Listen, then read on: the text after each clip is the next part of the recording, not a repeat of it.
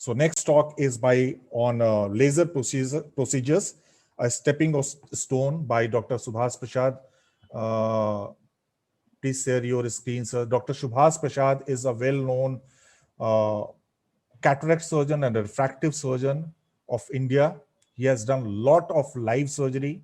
A very senior person from Bihar, a postgraduate from RP Center, a trained vitreoretina surgeon from RP Center, later switched on to cataract and refractive. And lot of interest is there in the newer armamentarium. He is also ex-CSC, ex-secretary of Bihar Ophthalmological Society, a person who is thoroughly involved in the training of postgraduates and training of fellow colleagues by giving lectures and giving them kind of vast and lot of things. So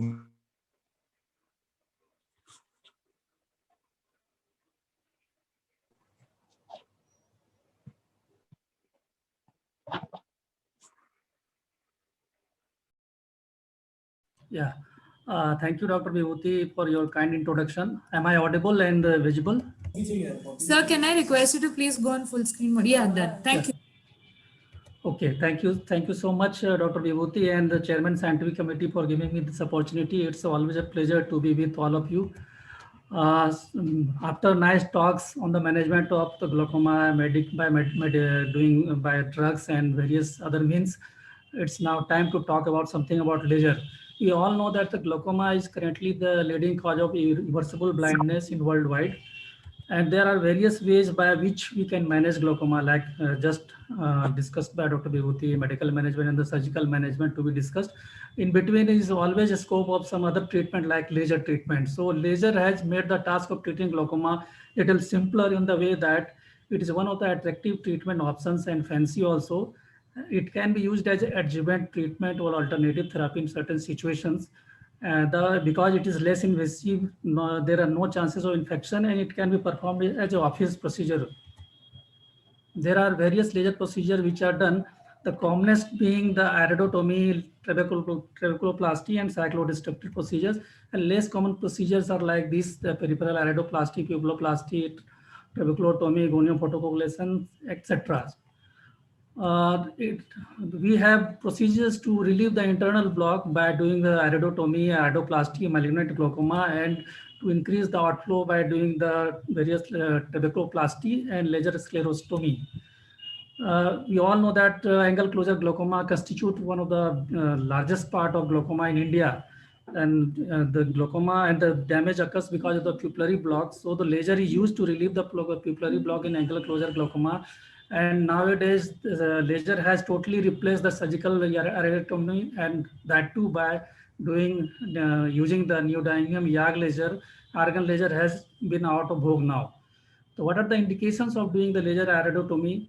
The commonest indications being the various stages of the angle closure glaucoma. Even in the acute angle closure glaucoma, you have to do it first medically, bring down the pressure down, then you have to do it in the prodromal stage of angle closure glaucoma, chronic angle closure glaucoma.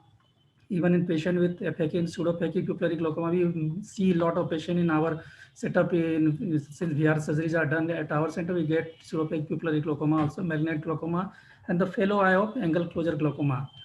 The patients who doesn't have manifest glaucoma but are suspect can also be subjected to peripheral iridectomy. Those patients who cannot come for regular follow-up or who require frequent pupillary dilatation, like many patients are diabetic also, they require dilatation. The chances of going into acute attacks is always very high. So in those patients you can do.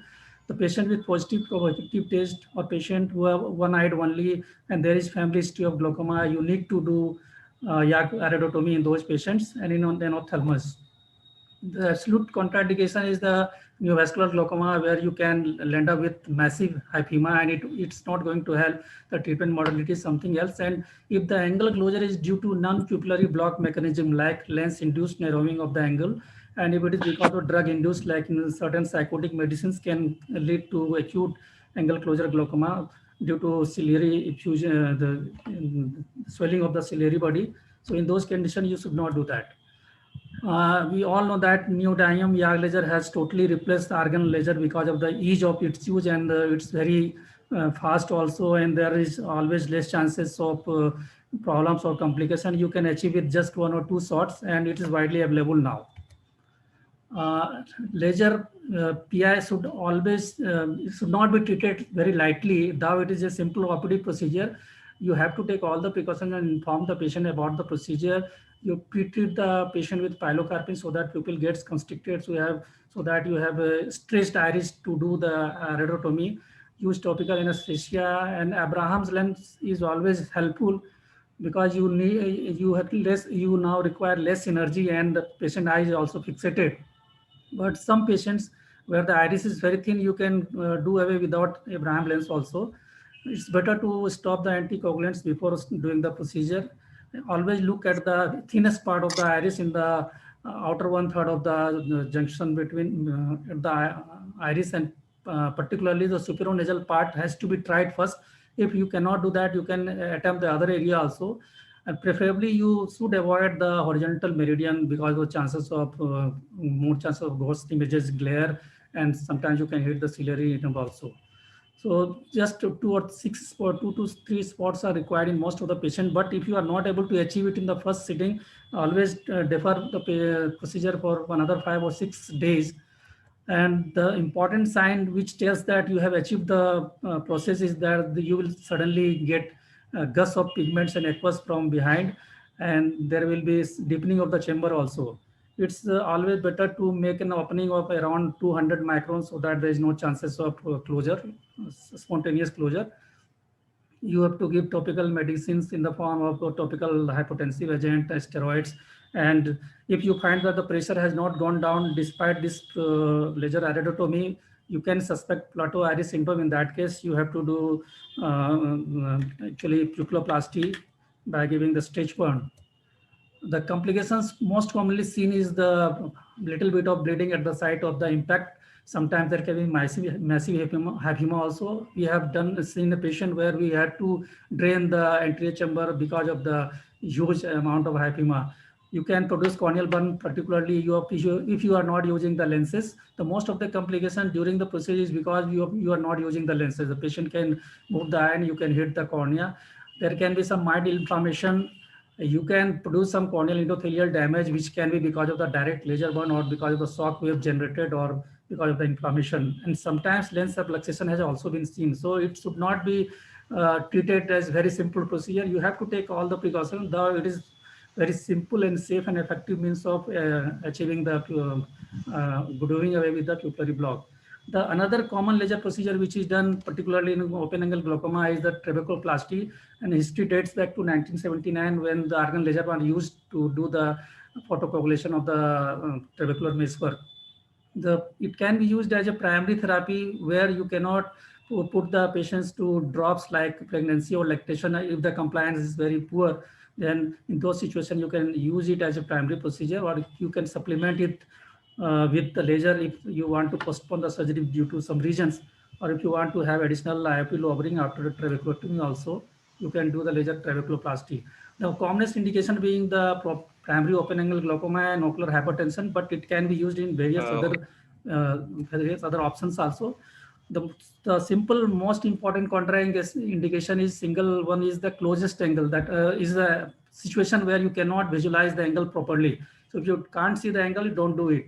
And there are other contraindications like closed angle or neovascular glaucoma or patients with uveitis or traumatic glaucoma. Traditionally, it has been done with the argon laser, but now the selective laser has almost totally, you can say that it has taken over the argon laser trabeculoplasty because of the various advantages. You have to use certain lenses before doing this to visualize the angle and do the trabeculoplasty in the proper place.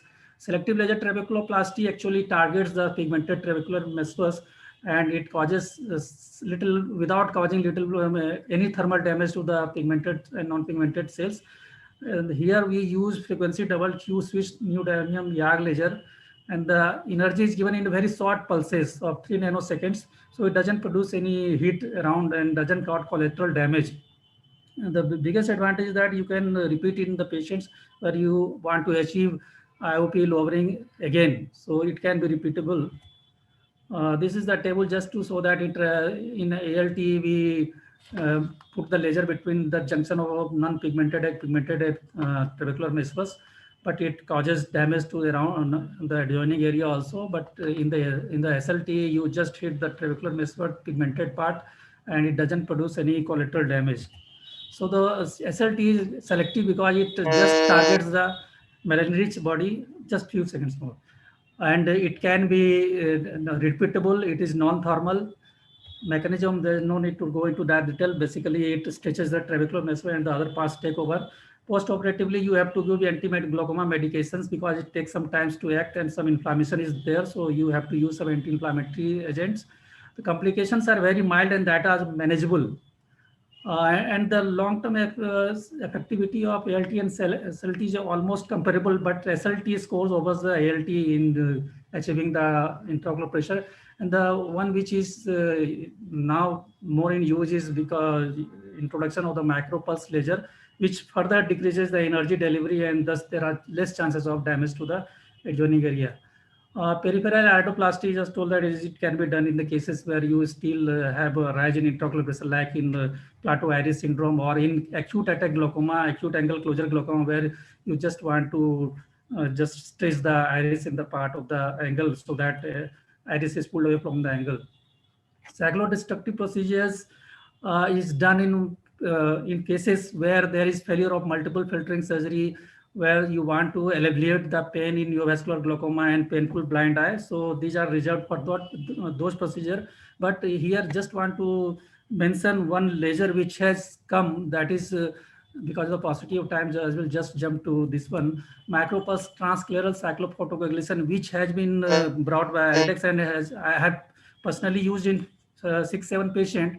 It can be used even the seeing eye also, and here sweeping motion is given here in the superior and inferior part just behind the limbus, and with that you can achieve a decrease in intraocular pressure to a significant level. And in last 2 years I haven't seen those patients going into phthisis. Obviously I used in the, only one patient who had very good vision, I used in that, but all patients are doing well. So this is one of the way where you can achieve the decrease in intraocular pressure by doing the cyclophotocoagulation. Sir, Post-logic, apologies, but I request you to please sum up. Yeah. So coming just to conclusion, lasers are an important armamentarium in the management of glaucoma, and there are several situations where you can use it judiciously because it offers attractive treatment option, because it can be done in OPD, as a OPD procedure, and it always adjuvant and alternative therapy in situations where medical management or surgical management is not helping that much. So thank you very much. Thank you, Dr. Subhas, for elaborative talk on laser procedures. Now, in fact, with the advent of newer lasers, they are sometimes becoming the first line of therapy also, and more so in cases where we do expect the patient not to be